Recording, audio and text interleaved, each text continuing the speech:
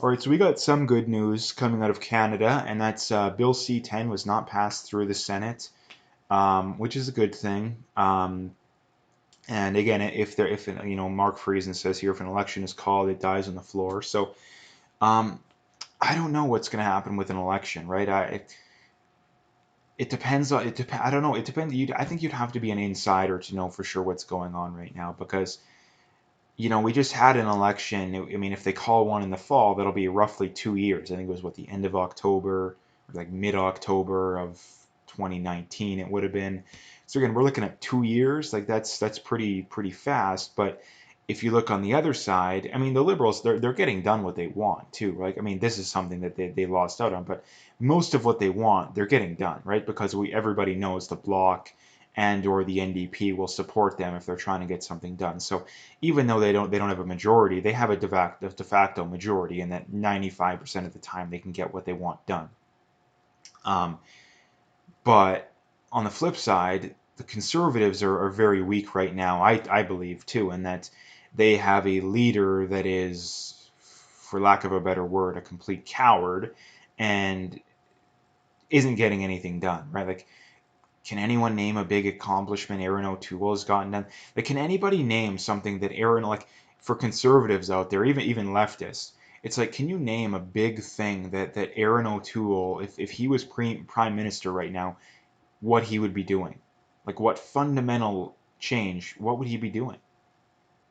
I don't know. I don't think there is anything.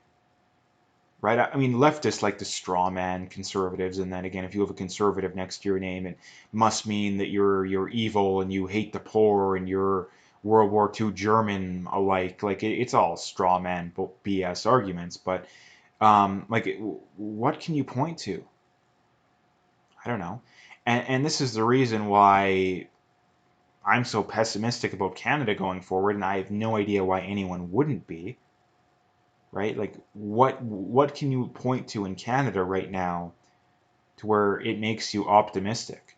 Like, it would be one thing if we had a Ron DeSantis leading a Alberta or a Saskatchewan or something like that, but we don't, right?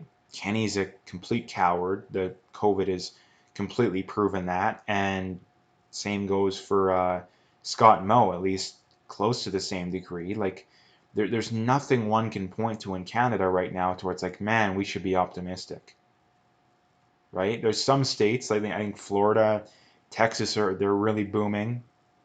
But again, even in the states, the feds are still gonna do whatever they can to mess with whatever progress they've made.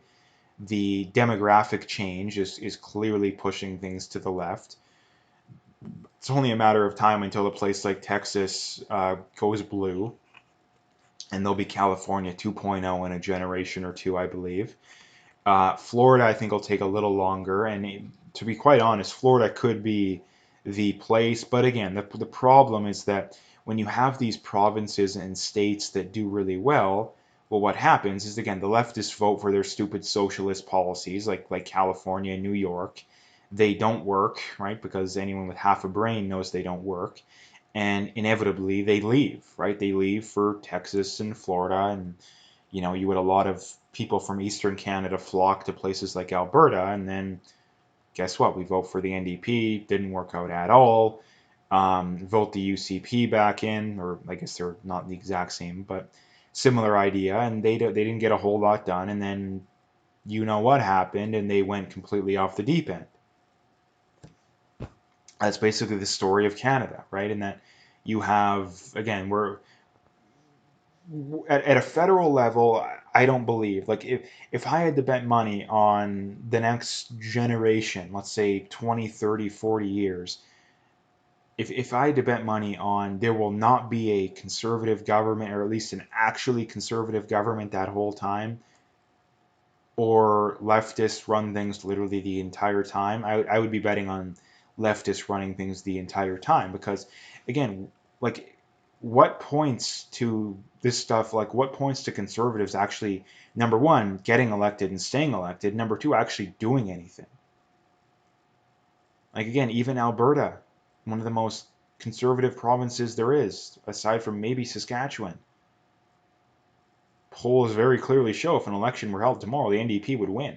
No, I don't know if they would get a majority. I don't probably don't think they would. But so again, this is the problem. Like, but here's the thing. Like the good news could be these, like we get leftist power at every level, like provincial, federal. They implement socialism. It doesn't work. And we learn our lessons. But here's the problem with that is that look at how long it took for the Soviet Union to learn that. It took them what, 70 years roughly? So I don't know. Like I don't. This is why I'm so pessimistic because there's no scenario in my. No, I'm not saying we're going to turn into the Soviet Union necessarily, but um, there's no there's no way I can envision this stuff working out. Like absolutely no way. Like how could it? How would it?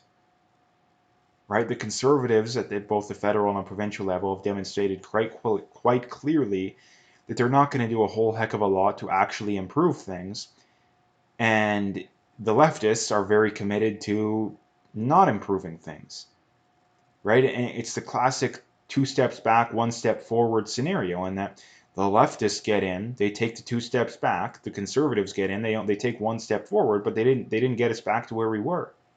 We only took 1 step back forward, so we're still 1 step behind the curve, right? And then the leftists get back in power again. Nope, another 2 steps backwards, right? Maybe Jason Kenney pushes back a little on pipelines. Oh, it's 1 step forward, but it's still not where we should be. Now we're 2 steps behind, right?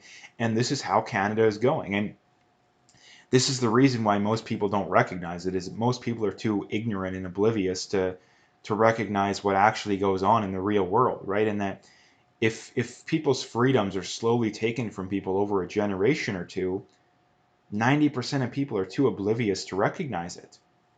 Now again, if all your freedoms are taken overnight, yeah, 90% of people would recognize that. But this is how the game is being played, right? This is how the game is being played, and that it's just classic 2 steps back, 1 step forward. Again, they didn't get C10 through, but does anybody really believe that they're not going to push for something? They're not going to push for it again? Or something very similar? Like, of course they're going to do it.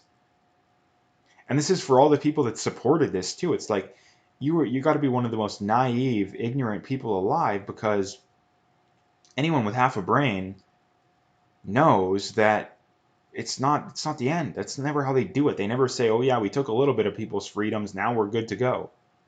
Right? It's never, yeah, we got a little bit of gun control, now we're good. No, it's not how that works.